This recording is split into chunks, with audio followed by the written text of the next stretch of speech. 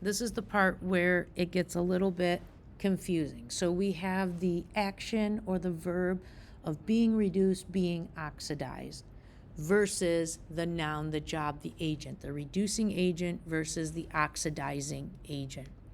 So the reducing agent loses electrons. This reducing agent forces another structure to gain or take on the electrons. So it's forcing another structure to take on electrons it doesn't want, and when it's successful, the reducing agent is oxidized.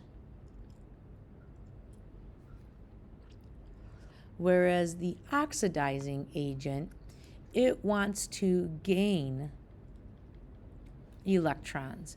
And it gains the electrons by forcing another structure to give up the electrons. So basically, it's stealing electrons.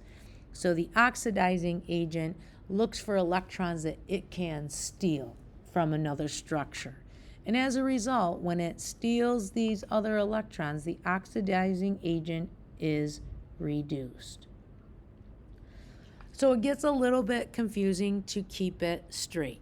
Many years ago, a student suggested to redo Leo the Lion Says Grr.